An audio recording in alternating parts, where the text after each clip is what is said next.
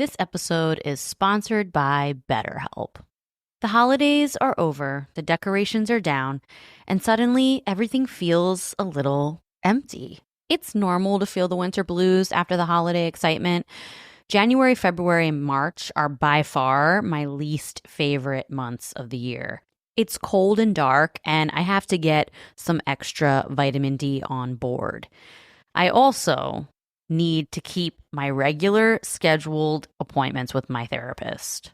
So if you're feeling that post-holiday funk, I definitely suggest you checking out BetterHelp because maybe it's time to talk. You might also be one of those people like me who makes New Year's resolutions and you get super motivated.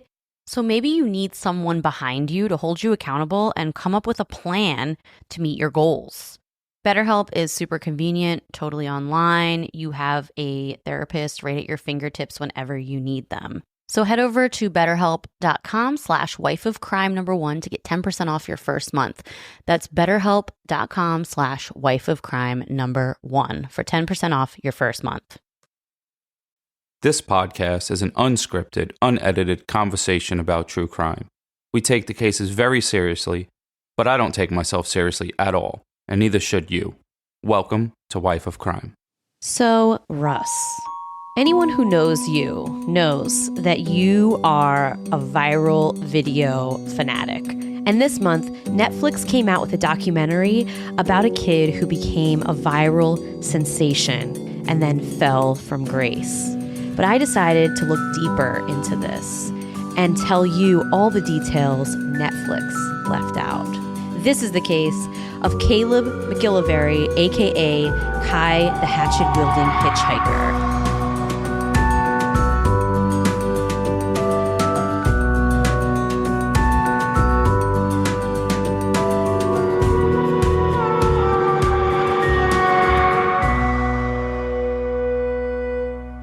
Hello, everyone. Welcome back to Wife of Crime, a true crime podcast where I tell my husband Russ true crime stories and he reacts to them. What's up, folks? It's your boy Russ, a.k.a. Big Mold. Big Mold. You know, we had a decent amount of reviews talking about I grew on them again. Yeah. But unlike the bad mold, I don't kill you. It's a theme. The mold thing is definitely a theme. I don't know how it started. I think people just didn't like me at first, and then I said I grow on you like mold. Yeah, because I think people started putting in their reviews, I didn't like Russ at first, but he really grew on me. And then one of the episodes you were like, yep, I grew on you like mold. I get in your lungs and all this weird shit. I don't know if I want that ham. You did.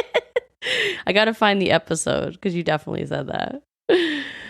So I'm Jess, a.k.a. Jess Goggins.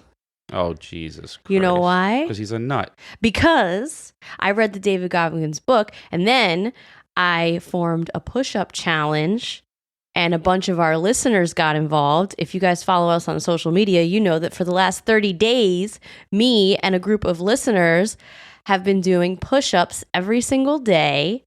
And it's on our Stay Fit, Stay Alive Instagram page. If you're interested in following, go to stayfit_stay alive. And we complete the challenge tomorrow. I didn't do it. And I mean, by the time you hear this, it'll be done. I didn't do it. You didn't do it, but I did. Your girl did push-ups every single day for 30 days, and a bunch of people were with me. I'm inspiring the masses like David Goggins. How many push-ups can you do now in a row? In a row, I could probably suffer through maybe 15, doing 11 per set. So I started at 5 per set, and then every week we went up, and now I'm at 11 per set, and that is a struggle. Well, you know, that's a good amount of push-ups. Not many people can do that many, and you're not doing the modified knees on the floor ones. No, I'm doing I couldn't say girl push-ups because nowadays you might get in trouble. They used to be called girl push-ups. They did, yeah. They did used to be called girl push-ups. But guess what? I'm a girl, and I do the real push-ups. All right, so I have an announcement. What? Wife of Crime has 2 animals named after it. We've gotten messages There's a dog, a pug. His name is Russell. Yes, and they named Russell after the Russell. After me. Yeah. So he's AKA Little Mold. And then there's another one, an Old English Bulldog named Biggie after our Biggie. Yes. So that's pretty dope. That's probably the biggest honor I have since we've been doing this podcast. Yes, of That's course. We are cool. so honored, guys, that you would name your pets after us. Well, not after me, but after Wife of Crime, after you and Biggie. Now we need a Jess the Hater dog. Just the hater dog. Yeah, it has to be like a little yappy Pomeranian, like our neighbor. Whatever. I can be a little bossy sometimes. So A little. if there's a little Pomeranian out there, maybe you can consider naming her Jess. You're a little bossy. # send help. Well, I do have to say that I do have a Jess messed up. I haven't done one of these in a really long time. I was going on a really long streak of no mess ups, but last episode, the murder of Lindy Sue Beekler, I did have a mess up. And, it just shows that I need to use more than one source. For that episode, I used multiple sources. But when it came to David Asshole Sinopoli, that's what I've chosen to name him, I got a lot of my information about him specifically from one source. And it turns out... That source sucked? Yeah. I should have vetted it. Damn, what's that source? Let's put him on blast. No, I'm not going to say the article, but... Because I don't know if it's even up anymore. However, I found out that David was not a tech CEO, actually. What, do you work at a hot dog stand? No, he worked for a printing factory in Lancaster. So he didn't have a lot of money? No, he didn't have a lot of Just money. a regular schlub like me. He was a regular working schlub like you. He worked for a printing company, and he worked there until he retired in 2017. So he was not a rich guy. And I got kind of annoyed when I saw that because I hate being wrong. And it pissed me off. Yeah, because you're wrong. You're right even when you're wrong. Well, I mean, we both are like that. So just know I acknowledge my mess up. Another thing I want to say is I did a whole TikTok series on this case. I think I did like 3 videos on it on TikTok. You did? Yeah, on this case. And... there are a few people in the comments that said, it's Lancaster. Who cares? I said, when you read Lancaster, anybody who is not from Pennsylvania reads the word Lancaster. Anyone else would pronounce it as Lancaster. So all you people from Lancaster, we didn't know you're supposed to pronounce it like that. So get off my TikTok with that bullcrap. I would have said, I think when you're spelling Lancaster, it's missing the D. And they would have been like, it's missing the D. I'm like, D's nuts? They would have been tight. I could have done the D's nuts. Like, would have got him. That would have been really funny. So anyway, just acknowledging my mess up. And it won't happen again for a long time, guys, because I hate messing up. I'm a perfectionist. So, and just know if I ever do, you'll hear it from me first. All right, so every week I do review of the week. Mm-hmm. You throw that on Apple, and I'll read it when Spotify and all them catch up. Then I'll probably read some off of there. Mm-hmm. On Spotify, you can do 5 stars though. It won't allow you to do 4. If you push like 4 or less, you lose service on your phone. So this week's review of the week is from Kelly Gus 70. It's 5 stars. I like mold. That is all. So short, sweet, funny. Short, sweet, to the point. Just like me. Yeah, that's so funny. So we also have the Patreon where we have that ass ton of episodes. People messaged us that when you said ass ton of episodes, they were laughing last week. Back that ass up. Yep, we have a bunch of episodes over there, and this month we are covering the documentary Killer Sally. So that's a documentary on Netflix. every year, if you guys haven't noticed, I do a Valentine's theme of a toxic relationship. So it's going to go perfect with our Valentine's theme. And we're going to cover that hopefully in the next week or so. So if you're interested in true crime and chill episodes where we watch a documentary together and then talk about it, usually we get off topic because we're both drunk, head over there. Or you can sign up on Apple. But if you want a shout out, head to Patreon. So I shout you guys out every week for joining. And this week's Patreons are Yesenia, Shannon, Michelle, Kristen, Jessica, Melissa, Katie, Hila, Pamela, Billy Joe, Jaylene, Marie Lisa, Juan, Cindy, Heidi, Aisha, Catherine, Jill, Sydney, Taylor, Pun DMC. Well, that peaked the mic. I love that. Because no one loves a pun more than you. BFF. And Rebecca, the Westies Heart Russ. So shout out to the Westies. Jamie and Aaliyah. So shout out to all of you, really. I really appreciate you all. Yes, we love you guys. And cheers. Cheers to you guys. Thank you so much for joining. Okay. So, when it comes to viral videos, I'd go as far as to say that you, Russell, are a viral video connoisseur. Yo, that is so true. I know viral videos the way an autistic person knows dinosaurs and wrestling. Yeah. Don't roast me, guys. Every autistic person I know knows a shit ton about dinosaurs and wrestling. Or they have like one specific thing that they know everything about. Like the kid from Atypical, he was obsessed with penguins. Yeah. That is you with viral videos. Well, I watched that show. What is it? Love is something?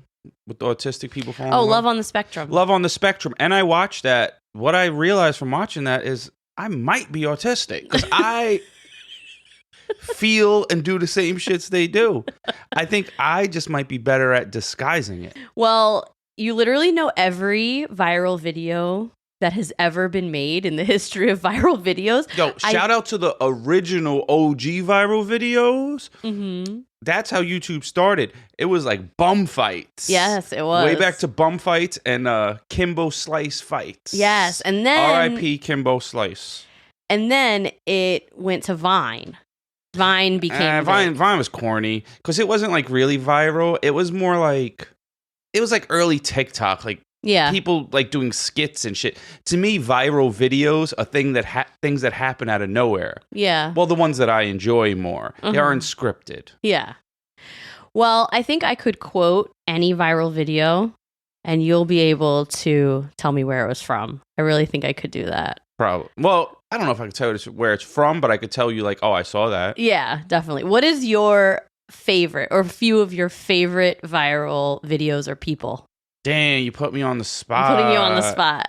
How about, there's some classics. How about Grandpa apparently always plays the Powerball. Yeah. And I'm a kid and I've never been on live news before. Yeah. The apparently kid. Like, there's definitely some I'm gonna miss. I like the little girl, my spirit animal, the one that when the dad's asking her if she wants help with something, and she's like, "Worry about yourself." Yeah. Okay. I love that girl. Yeah, and then so funny. Obviously, I was a big fan of Rufus the Stunt Bum. Okay. You know, and Sweet Brown. Ain't nobody got time for that. Ain't nobody got time for that. Yep. And there's more. I like the one where the black dude is talking like, "Good evening, ladies and gentlemen. Welcome to..." And a bug flies in his mouth, and he goes, and then all of a sudden he changes. He's like, "I hate this motherfucking place. This stupid ass shit. I can't stand it," because a bug like flew in his mouth. I remember that one. Yeah, that one is so funny. I really like the little girl who talks about getting hit on the head, and her mom goes, she's a little Irish girl. Oh, fucking Chucky. Yeah, her mom goes, "Who hit your head?" And she goes, "Chucky, fucking Chucky." Yeah, that was good too. I saw a good one recently of two little kids. They looked like they were twins. One took the toy. The other little kid, they could barely walk. And he punched the other kid in the head. Oh. But the kid that punched him hurt his hand punching him, so he started crying. Little shit. Karma's worked fast. Well, that's hilarious. So, you know me, like whenever Russ shows me a viral video, he'll show me the video and then I'll go, I want the whole backstory. Oh, like two girls fighting in a parking lot, a weave on the floor, and a titty out. And Jess is like, why are they fighting? I'm like, I don't know, but the weave is on fire. That's the funny part. Well, in true classic form, I decided that I would look up the history of a viral sensation because this month, Netflix released a documentary about a man who went viral. And it's one of your favorite viral videos. And we've gotten tons of messages of people who said that we should cover this case because they know already, because we've mentioned before, that you love viral videos. So, I literally barely watch TV. I watch sports, play video games, and viral videos. Yeah. I don't really watch shows. And people are like, what do you watch? You're like World Star? World Star, hip hop, YouTube, bum fights. Well, Bum Fights is old, but my brother actually bought me the DVD Bum Fights. Wow. Yeah. That's taking it back. I got that. If I could find Rufus, I could get him to pee on it or something. Caleb McGillvary, a.k.a. Kai, the hatchet-yielding hitchhiker. Smash. So that's the documentary that came out. It was about Kai, the hatchet-wielding hitchhiker. But it turns out, however... A.K.A. Big Smash. A.k.a. Big Smash. I made that up. It turns out, however, Netflix left a few things out. Surprise, surprise. So the narrative of this documentary was about how a homeless drifter saved a woman's life, became an overnight sensation, was named a hero, but then quickly fell from grace.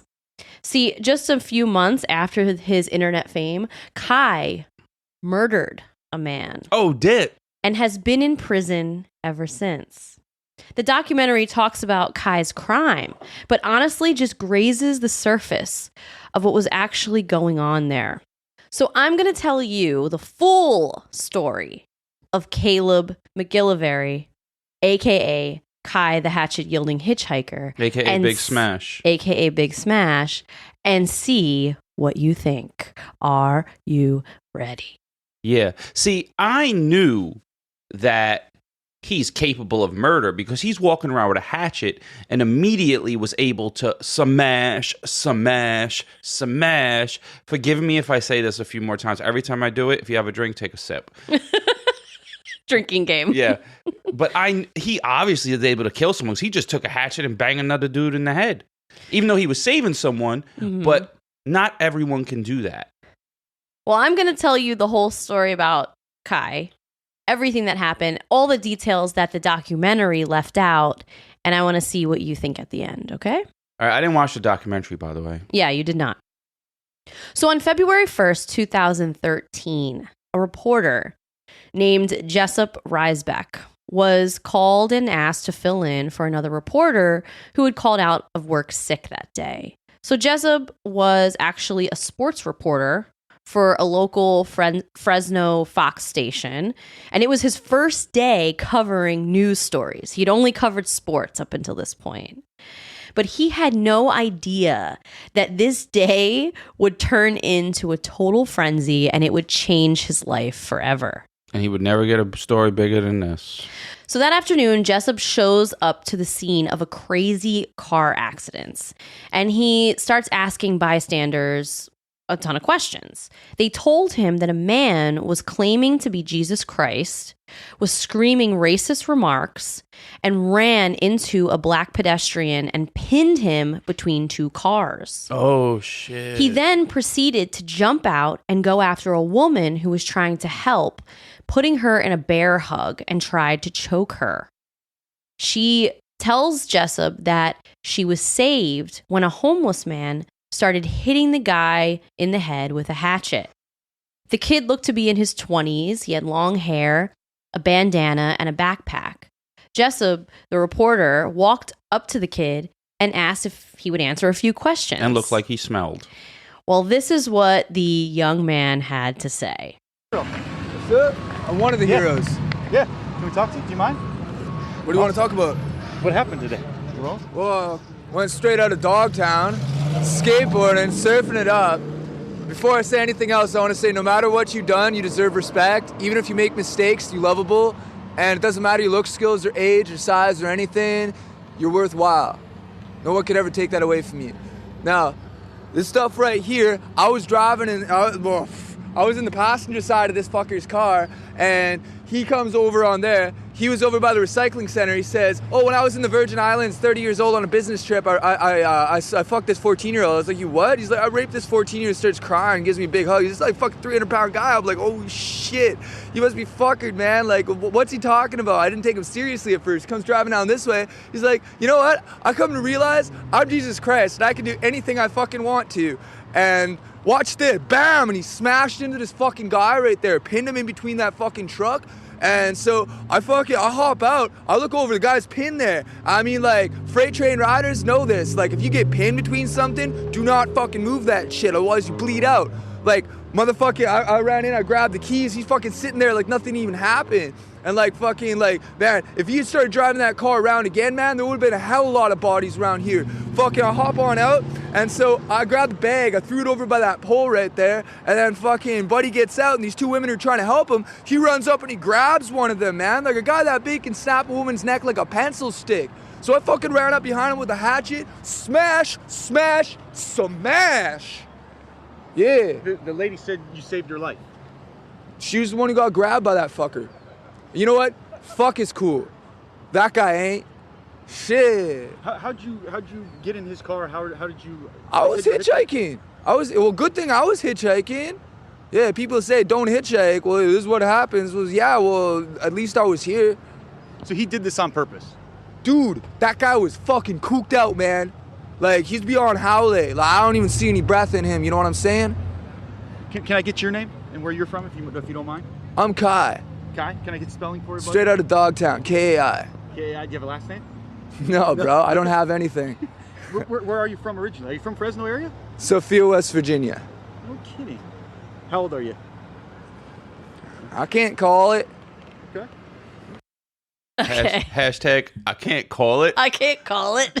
Well, I almost had a moment where I was like, I'm in a simulation. Why? I thought he had an AirPod in his ear, and I was like, AirPods were not out back then. Was he a time traveler? No. My mind just went, but it was a cigarette. It was a cigarette, yeah. Holy shit. I was like, Kai the Smash time traveler.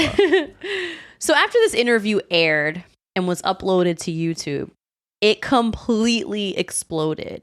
Kai's interview gained millions of views in a matter of days. He ain't make no money. No, he didn't. There were a bunch of remixes made, songs made with the smash, smash, smash. It was a smash hit. Many people wanted to interview him, and they called him the homeless hero. He ended up being a guest on the late night show with Jimmy Kimmel. Did they make him clean at least? Or did he go on there No, he looked cleaner on there. There were a few follow-up interviews with him. Hollywood producers started coming out of the woodwork looking to monopolize on Kai's viral fame. Jessup, the original interviewer, the original reporter, he was the only person who had contact with Kai. He was the only one who had his email address. So everyone kept coming to Jessup trying to get in touch with Kai. He received $100 a message. Every time I send an email, I need $100. Well, he received tons of messages because he was essentially the gatekeeper. So he reached out to Kai and asked him if he'd be willing to speak to any of these producers. They offered him a reality show. Kai? And he denied it. He didn't want it. Yes, Kai. He didn't want all of this fame. I wouldn't either, but I want food. Well, and maybe they should offer him like a skateboard. Well, Jessup, he actually formed a decent kind of friendship with Kai. They stayed in touch, and he ended up doing a follow-up interview with him a little while later. They spent a few hours with him, and he told Kai at that time, everyone wants a piece of you. Like, everyone wants you. You could be a millionaire literally tomorrow. Everyone wants to deal with you. But the whole time they're talking, Kai was incredibly distracted. He was acting very unpredictable.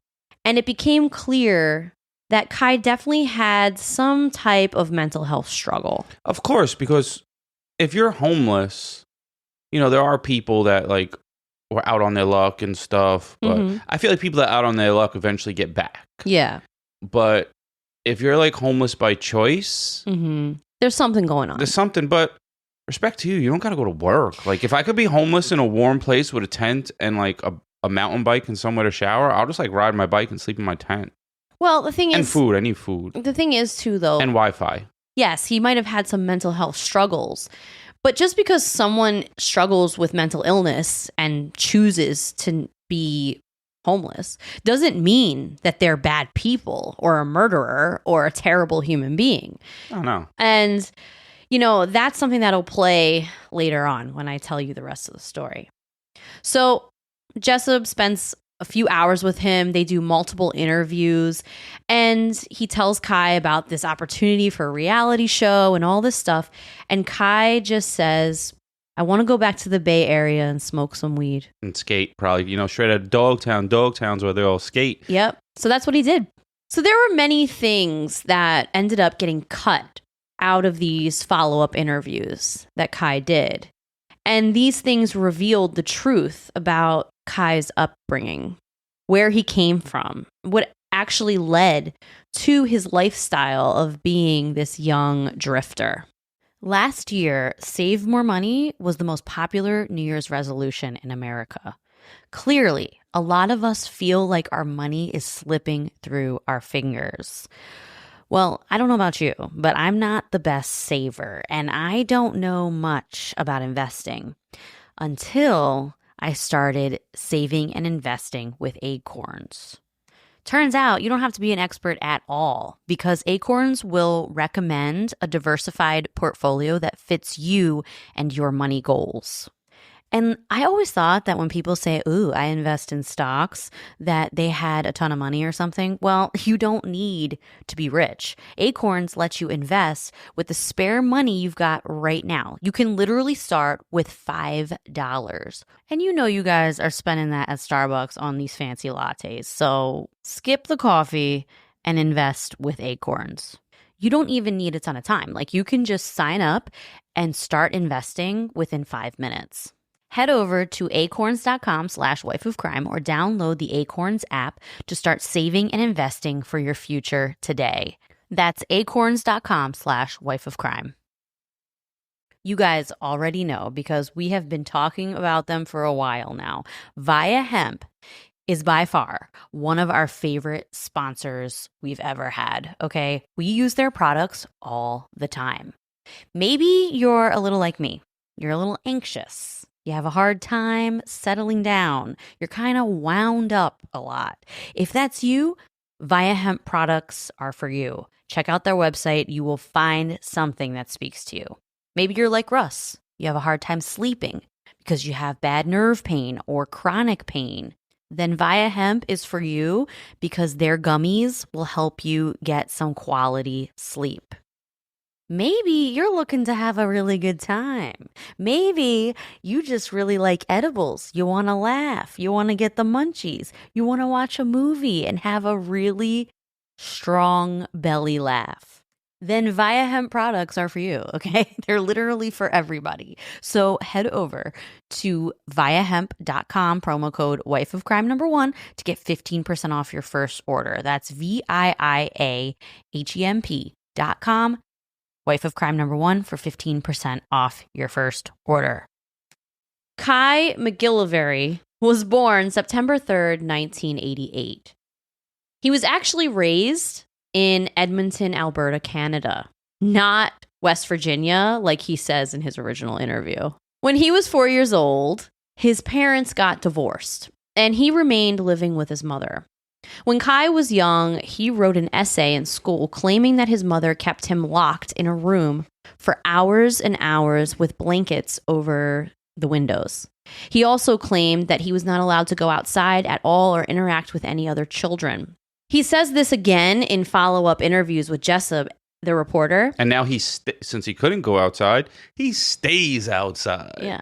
So Kai's mom was in the documentary, and she spoke out against this and claimed that this was all untrue, that she did put a lock on his door, but it was for his own protection because he liked, as a young kid, he liked to come out of the room and just wander off. Wait, wander out the house or just wander around the house? No, wander off out of the house. But his cousin, who's also in the documentary, claims that what Kai said is 100% true. I believe the kid. And that she locked him in a room, covered the windows with blankets, and that Kai was not allowed to play with any other children. When Kai was 11 years old, he tried to start a fire in his house, and social services ended up taking him out of the home and placing him in foster care. Oof. He bounced around the system before ending up in a group home ran by the Bosco Foundation. And according to the Bosco Foundation's website, they provide rental facilities to select organizations and agencies concerned with the welfare of vulnerable children, youth, and adults, which ultimately leads me to believe that the mom's explanation of events in that home, I kind of believe it less and less. I 100% believe Kai and his cousin. Yeah, his cousin confirmed it. Is his cousin homeless? No, his cousin is living in Canada, and he spoke very lovingly about Kai. Did he say A? No. I don't like when I talk to Canadians and they don't say A. It's very disappointing. Kai's father fought for custody of Kai, but he wasn't able to get it. I don't know all the details surrounding this, but I read a few statements online where his father explicitly states that he feared for his son's safety, not only in his mother's home, but also while he was in the foster system. When Kai was 13 years old, he left one of the Bosco homes claiming he was being sexually abused. After this, he spent the next few years living with a foster family that he speaks very positively about. He says that they treated him really well in their home. And then Kai went on to finish and graduate from high school. He attended college, and he even took flying lessons because he wanted to be a pilot. So his father is Native American, and Kai is actually a member of the First Nations Indigenous people. And after high school, he dived into his Native American culture. And for some time, as a young adult, he frequently visited reservations, hung out on them, made a lot of friends on these reservations, and really just tried to get in touch with his Native American culture. The Native American culture seems so cool, like how they respect the earth and stuff like that. Yeah. Like, I love that. Yeah, very peaceful. But I'm also I don't know a lot about it, but what I do know is like, it almost seems like Mother Nature and like respect the earth and stuff like that. And so I like that. Yeah, definitely. So this led Kai to then start traveling up and down the West Coast, hitchhiking from place to place and surfing. He loved to surf and skate. How do you hitchhike with a surfboard? Yeah, so I don't think he would hitchhike with a surfboard, but he would steal one. Get surfboards. I don't know if he would steal them. I don't know what he would do. He never referred to himself as homeless, but instead called himself home free. I like that though, because if you don't want a home, like I envy people that are happy with less, like just the basics and not in this materialistic culture. And I'm guilty of it. Like I like cool shit. Yeah. But I envy these people. Definitely. Well, Kai, if you think about it, as a young child, he was locked up in a room for hours and hours on end. And now as an adult, he didn't want to feel locked down. And I think that definitely contributed to his lifestyle for sure. While on the road, Kai was raped by a man. What? He says he managed to escape and run from the man during the rape. But when Kai talks about this during one of the interviews with Jessup, in the follow-up interview they did, he gets very serious, and it's obvious that he was completely traumatized by this event. That's crazy. Yeah. So in 2013, while hitchhiking, Kai would get into the car of a man named Jet Simmons McBride. Is the fat dude? Yeah, this is the dude. 300-pound fat smash? Yes. While riding in the passenger seat, McBride would tell Kai that he had raped a 14-year-old girl while on a business trip, and then he started saying he's Jesus Christ and he can do anything he wants. The man started driving erratically and slammed into a car and pinned a utility worker named Rayshawn Neely between the cars. Did Rayshawn make it? Yes, Rayshawn lived, but he was wheelchair bound for years after this. Wow. McBride then jumped out of the car and began screaming racist slurs and then grabs a woman that ran over to help Rayshawn. Then that's when Kai smashed McBride in the head. Shout out to Jess. McBride and Rayshawn Neely both survived. McBride survived as well. Rayshawn and Kai appeared in court to testify against McBride, but he ended up being convicted of attempted murder by reason of insanity and was sentenced to only 9 years in a psychiatric facility for the criminally insane. He's obviously going to kill again. Kai, though, didn't get charged with anything, and this is when his viral stardom was at an all-time high. He was a hero. Yeah, he was a hero, and that's when he became known as the Hatchet-wielding hitchhiker. So just a few months later, in May of 2013, so it's the same year, only a few months after this happened, Kai hitchhiked all the way from California to what we lovingly refer to as New York Shitty. I may have said it like once, but I don't refer to New York City as New York Shitty. Put some respect on it. All right, but you've referred to it. I hate the traffic. I hate the ticket people. I hate all the motherfucking cameras that catch you for going 35 miles an hour and send you $50 tickets. Jess, who gets one once a month, slow down. Hashtag slow down, Jess. You're killing them. Okay, well, you've said it before. Maybe once. Kai was sleeping in Port Authority at night and roaming the city during the day. On Saturday, May 11th, Kai was approached by a man named Joseph Galfie. Joseph was a 73-year-old lawyer from New Jersey. The two of them struck up a conversation, and Kai told Joseph that he was going to be heading over to Newark, New Jersey in the morning. Well, Joseph Galfie said, hey, I live in New Jersey. I'll give you a ride, and if you need a place to stay, you can crash at my place for the night. At this time, Kai was a viral sensation, and he actually stayed at many people's houses while hitchhiking from California to New York. Like, people wanted to take pictures with him. People went out to eat with him. Like, he had a lot of fans all over the country. People are weird, man. Yeah, so Kai... I'm not letting Rufus the stunt bum and I'm not letting... any viral person stay in your I'm not house. letting the kid who says, I like turtles hang in my house. I'm not, like, none of you. Stay where you at. Where you belong is on the internet. Well, Kai had a lot of fans, and this to him was just another person offering up their home, and it wasn't out of the ordinary. So he said, sure. Kai says he went back to Joseph's house, and they ordered Italian food, and then had a few beers. I bet you Kai didn't pay. No, he probably didn't. And then Kai says that Joseph insisted on putting the beer into a glass instead of letting Kai drink out of the bottle. Kai says after he had a couple beers, he became incredibly tired and then went to bed in the guest bedroom. That happens to me every time when I have a couple beers. Kai then says he woke up the next morning, and when he looked in the mirror, he saw crusty white stuff on the side of his mouth. No way. He assumed that it was just drool, so he wiped it off. And then Joseph drove him to the train station to catch a train to Asbury Park.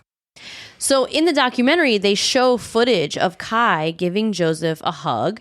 And Kai says that Joseph told him, if you need another place to stay, don't hesitate to call me back. And Kai was like, all right, cool, I'm going to go meet up with this fan in Asbury Park. And he left. The girl he planned to meet up with didn't end up answering her phone. So he called Joseph back later in the evening and asked if he could stay another night at his house. Damn, he was going to Asbury Park. You know what he was going there for? He was meeting a girl. He was trying to smash. So Joseph Galfy said yes and picked Kai up at the train station. The two of them went back to Joseph's house, and Kai says that they had burgers and a few beers again. But Kai started feeling immediately very tired and groggy. The next thing he knew, he woke up in Joseph Galfy's bed with the man on top of him, sexually assaulting him. Kai states he began fighting fiercely, kicking and punching Joseph Galfy. He then grabbed his things. Hashtag get the axe. Well, he got up, he grabbed his things, and he ran out of Galfy's house. Kai says after he left the house, he went to a diner, and while he was there, he realized the morning before that the drool that he wiped off of his mouth was not drool. I'm going to throw up. Kai then left town and he went to Philly. 2 days after he beat up Joseph Galfy, he posted this on his Facebook page. This is the post that he made 2 days later. I'd kill that motherfucker. What would you do if you woke up with a groggy head, metallic taste in your mouth in a stranger's house, walked up to the mirror and seeing cum dripping from your mouth, started retching, realizing that someone had drugged, raped, and blowed their fucking load in you? What would you do? Joseph Galfy would be found dead the following morning after his coworkers called friends of his asking them to do a welfare check when he didn't make it to work. I would do the same damn thing. It's over, son. Cops went through Joseph Galfy's phone and saw texts between him and Kai. Cops tracked Kai down and arrested him in a Philadelphia bus station. His hair had been cut, and cops claimed he was trying to change the way he looked. However, Kai claims he wasn't running from anyone. He wasn't hiding. He was still posting on Facebook pictures of himself with a fan that he met up with. And he claims he had no idea that Joseph Galfy was actually dead. He thought he just beat him up when he woke up and the guy was on top of him. Oh, shit. Kai told cops in the interrogation that he was sexually assaulted.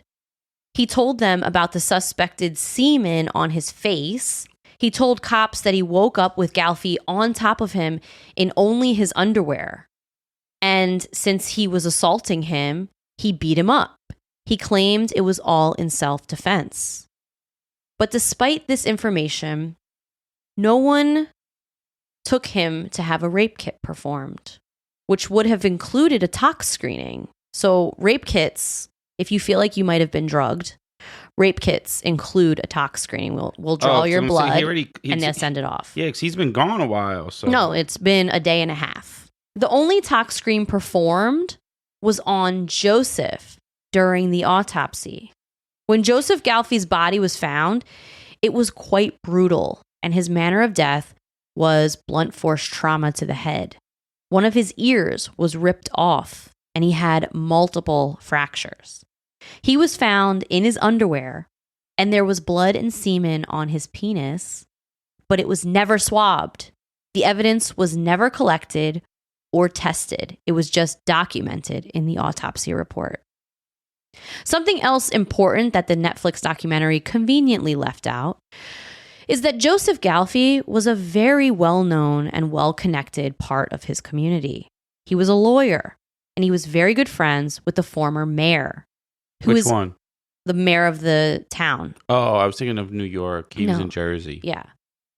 Joseph Galfy's brother was also the former chief of police. Oh, there you go. He gets away with whatever he wants. Kai would spend the next 6 years sitting in county jail awaiting trial. I thought 6 years. I thought there's a certain amount of time you have to have a trial. Because aren't we, according to law, like we have the right to a speedy trial? Like, isn't that like a thing? Well, he spent 6 years waiting for his trial. 4.5 of those years were in solitary confinement. Why? On a suicide watch. Kai claims that the COs were brutal to him, would constantly taunt him. They said since he killed a cop's brother, they were going to make his life a living hell in jail. Kai claims that they would stand outside of his cell for hours and just keep telling him to kill himself. And eventually, after a few years of this, Kai attempted suicide one time, but he didn't die from his injuries. He tried to cut his carotid artery. After this attempt, he eventually made it out of solitary and into Gen Pop, where he spent every day in the law library studying. During this time, he petitioned the court asking if he could fire his lawyer and represent himself, because Kai states he didn't trust the lawyers and he believed that they all knew and were friends with Joseph Galfi. But Judge Kirsch denied this motion. Kai states that he heard the prosecutor refer to Joseph Galfi as Joe on multiple occasions, which made him believe that they knew each other personally and that they may have even been friends. His defense team did, however, raise a few good questions at the trial. These are the questions that they did raise during their closing arguments and stuff to try to get the jury to understand that there was misconduct here. Yeah. The first question they said is, why weren't the glasses at Galvi's house examined for drug residue? Facts. The second question was, how is it possible that a case about sexual assault has no rape kit performed? Facts twice. And the third question they raised is, why weren't the swabs taken off of Joseph Galvi's body where he had semen and blood on his penis? Why were they never tested for DNA? On May 30th, 2019, 6 years after Kai was arrested, he was sentenced to 57 years in prison for the murder of Joseph Galfi. Well, you're not allowed to kill someone that rapes you? Well, let's talk about it, because the way the prosecutor... So who are you allowed to kill? So the prosecutor made it seem like he wasn't actually sexually assaulted, that he planned to murder Joseph Galfi. The prosecutor claims that because of his past of being sexually assaulted as a child and being raped as a young adult, that he had it out for sexual predators and pedophiles. He should. And that everyone should have it out for sexual predators and not profiles. What was I trying to say? Pedophiles? Pedophiles. Well, the prosecutor spun this and manipulated it and made it seem like, since he had it out for these people, that he thought Joseph Galfi was a predator and he decided to kill him as like a form of vigilante justice. There's a ton of conflicts of interest in this case, and the documentary doesn't talk about any of this, so I'm going to bring it up so everyone's aware. Joseph Galfi was friends with the previous mayor, like I said. His brother was a former chief of police. The first judge that was assigned to Kai's trial had to step down after someone else outed the fact that this judge and Joseph Galfi were really good friends. Judge Kirsch was then assigned to the case for the trial, but it's rumored that he was also an old friend. Another crazy detail about this case that Netflix didn't talk about was that the dishwasher in Galfi's house was ran between May 13th and May 15th, which was after the house was labeled a crime scene. Who washed the dishes? James Galfi, who was Joseph Galfi's brother, the former chief of police, was allowed in the house following his brother's death. Did he wash the dishes? Why would anyone wash dishes? Everyone hates doing dishes. Because there's a theory that his brother cleaned up knew the crib. That maybe his brother Joseph was involved in something. Oh, because the cups. He tried to clean the cups. Exactly. Damn, I was slow on that one. Get this. So the doctor who was called as an expert witness in Kai's trial, he was called by the prosecution to be an expert witness. He claimed he didn't know Joseph Galfi at all. Liar. Well, it turns out in a document from the prosecutor's office, it states that old Robert Padina, who is the doctor, received, quote, charitable funds from the estate of Joseph Galfi. But he says he didn't know him at all. Paying him off. One source I read states they performed the rape kit and the tox screen on Galfi only so that the prosecutors could tell the jury at the trial a rape kit was performed and a tox screen came back inconclusive, but to not have to disclose that it was only performed on one person and not Kai. I don't know if this is true, if they can actually do this, like if prosecutors can actually manipulate this. Like I said, I read that in one source. So if any lawyers are listening, let me know if that can actually happen. If they can just like blanket statement say, oh, the tox screen was inconclusive, a rape kit was performed, but not specify who it was performed on. You can hit up Margot. Oh yeah, I could ask Margot. I should. Margot's from Military Murder. Check out her podcast. Dope.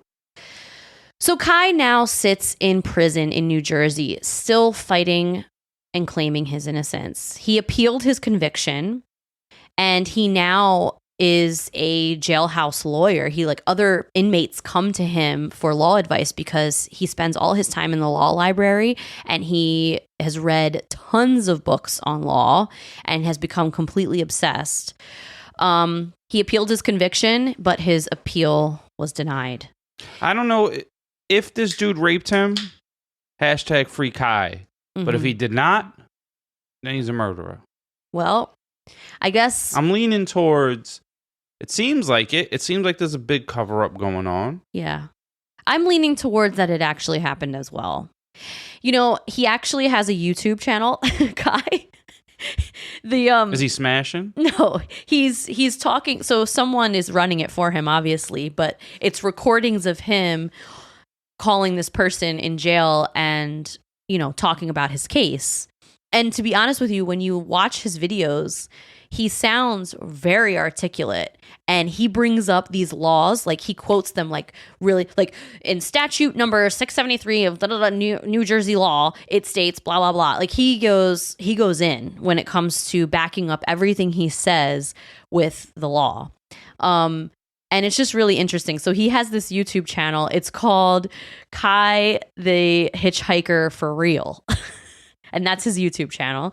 And you can watch videos of him talking about his case, talking about his appeal, and talking about all the conflict of interest in his case and how he feels like he was his trial was railroaded, and he's an innocent man in jail who's a victim of sexual assault. Another thing that's very interesting about this is Theo Von, the comedian. Oh, my guy. Yeah, we love Theo Von. Well, Theo Von right now is currently being sued by Kai because someone put Theo Von's face on Kai and made it turned into a viral video of Theo Von's face on Kai. You can't get this by me. I already knew You already knew. Well, I already knew this. Well, I am viral. Hashtag viral Russ. Well, Kai is suing Theo Von. But he didn't put his face on it. Yeah, but he uploaded all the videos to his socials and everything. So he just wants all the videos taken down of Theo Von's face on him. So no, I don't know how Theo Von talked about it on his podcast. He didn't even make it. Get out of here, you dummy. I would roast him. Well, Theo Von talked about it, and he was actually pretty nice about it when he talked about it. And he was like, yeah, we'll take it down. Like he goes, honestly, this document looks really legit. I got to talk to my lawyer about it. And then he was like, I have a lawyer at Morgan & Morgan or something like that. And he's going to have him review it. You know, just got to call Celino and Barnes. Yeah, Injury attorneys, 100-888-888. Is it 8? I don't know. Damn, if I forgot the number. But don't call Celino and Barnes. They're injury attorneys. Yeah. For a slip and fall, maybe. Why are we doing a commercial for Celino and Barnes? So, but they broke up. Did you know that? No, I don't care about that. No, they're a New York staple. Okay. They broke up. So I don't know if it's Barnes or Celino. 888. Okay. 8. Well, you're doing a great job. So call him up. Tell him the profiler sent you. So, what do you think? What do you think about this whole entire thing? About his life? I just find this fascinating, to be honest with you. I really do. And I felt like the documentary, I was kind of pissed when I looked through everything else. You know, all these people said, cover the documentary for True Crime and Chill, cover it. But, you know, I'm kind of glad that I decided to do it for a regular episode because in True Crime and Chill, we watch it and then we talk about what we watched, but we wouldn't have had all these other details. And I think it's really unfortunate that Netflix didn't talk about all these other parts of this. So all these relationships that they possibly had weren't in the Netflix documentary? Yeah, like all the conflict of interest in his case wasn't in the documentary at all. Wow. So the documentary ends with you thinking, yeah, he might have been sexually assaulted, but he murdered this guy. And it kind of sways you into that direction instead of talking about all the misconduct that went on. And to be honest with you, they do a ton of interviews with the Hollywood people who tried to monopolize on his fame.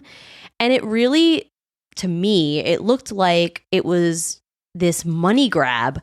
These Hollywood people just trying to exploit this person and have a money grab out of him. And he didn't want that life. That's not what he wanted. He had some mental health issues going on. And I think it's easy when you watch him, you watch this documentary, they talk a lot about his mental health. And, you know, he was a bit manic. So like he possibly could have a few diagnoses, but they don't talk about his actual diagnoses. But you get this kind of vibe that they're alluding to the fact that, you know, he's just mentally unstable and he definitely could have just killed this person because he's mentally unstable. But that's a possibility. I'm not ruling that out. No, but that's the way the documentary sways. And it's kind of the narrative that they push. And I wish they would have been a bit more, you know, like truthful about all the aspects of it. He's very capable of killing, though.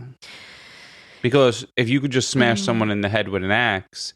No, he didn't hit him with the axe at first. He hit him with the back end of it. And then the last smash was with the axe part. The back end of the axe? Yeah. So that doesn't make a difference, because I was listening to something recently about a serial killer. I forgot where it was. It was on some podcast or something.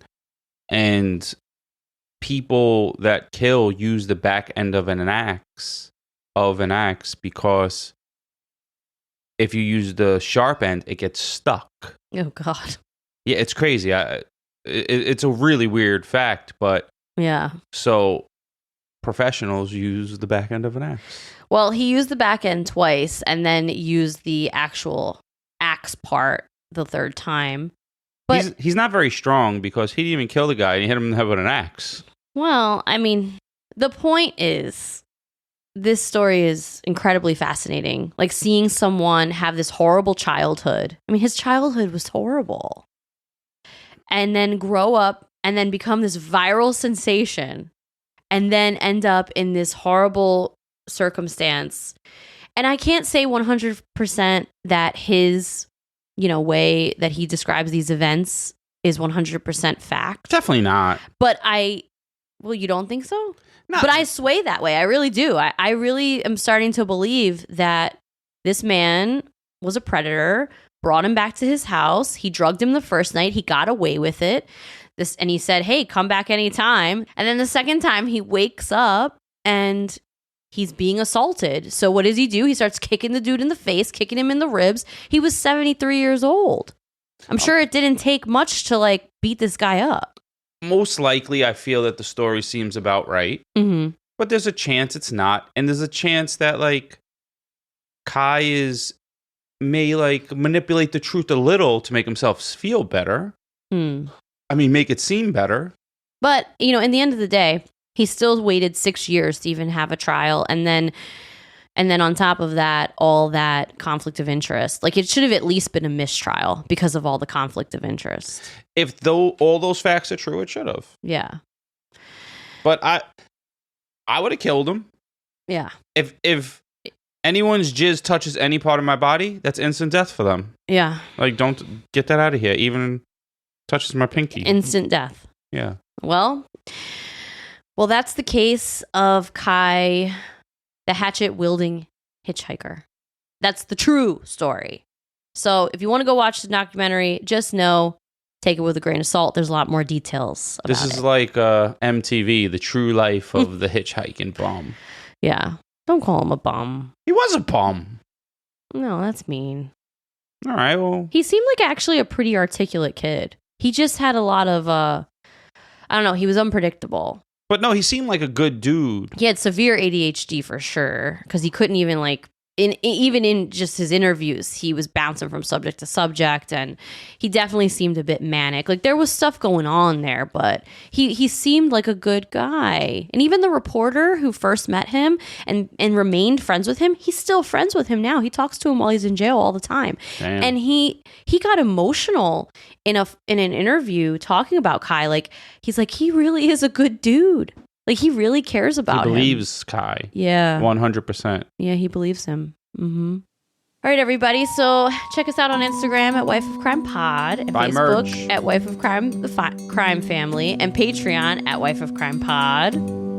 Yes, you can buy merch at our shop at wifeofcrime.com. Have a great week, peeps. See you later. Mold out. Bye.